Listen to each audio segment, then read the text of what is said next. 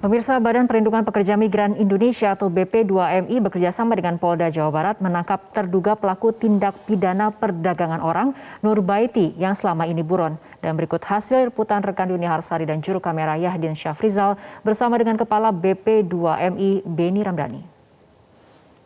Badan Perlindungan Pekerja Migran Indonesia atau BP2MI bekerja sama dengan Polda Jawa Barat akhirnya berhasil menangkap seorang terduga pelaku tindak pidana perdagangan orang atas nama Nurbaiti yang disampaikan dalam konferensi pers pada Senin siang. Berdasarkan hasil konferensi pers ada sejumlah poin utama yang disampaikan. Yang pertama, BP2MI langsung mengambil langkah cepat untuk menelusuri dan menemukan DPO pelaku TPPO atas nama Nurbaiti setelah menerima aduan dari pekerja migran Indonesia asal Karawang, Jawa Barat Yuni Asih yang ditempatkan di Baghdad, Irak pada 10 Agustus 2021 dan mengaku menerima kekerasan fisik dari sang majikan. Salah satunya adalah dengan langsung berkoordinasi dengan Kapolda Jawa Barat. Cukup cepat prosesnya disampaikan kepada media pada 15 September 2021 hingga akhirnya tertangkap pada 26 September 2021. Nurbaiti ini diketahui menjadi calo yang menyalurkan PMI melalui agen yang tidak memiliki surat izin penempatan PMI. Banyak yang sudah menjadi korban. Berdasarkan hasil konferensi pers, ada sekitar 500 korban, baik yang sudah di lokasi penempatan seperti di Irak, maupun yang masih menjadi CPMI dan kemudian berhasil kabur.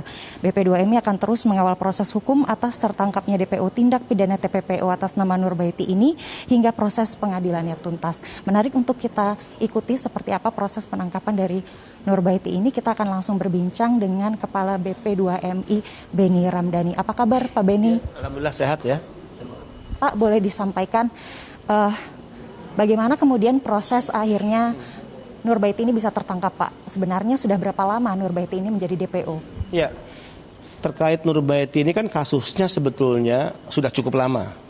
Ada kasus di mana kita duga telah terjadi penempatan secara ilegal dan calonnya atas nama Nurbaiti. Bahkan untuk kasus lain kita berhasil melakukan penggerebekan di wilayah Cirebon saat itu. Dan berhasil juga menangkap kaki tangannya.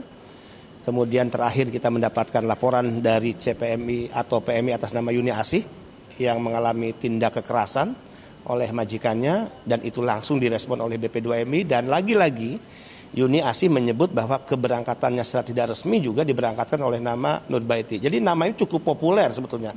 Ya, calo ya di kalangan para korban-korban para pekerja migran kita yang diberangkatkan secara ilegal. Tapi saya yakin dia tidak bekerja sendiri.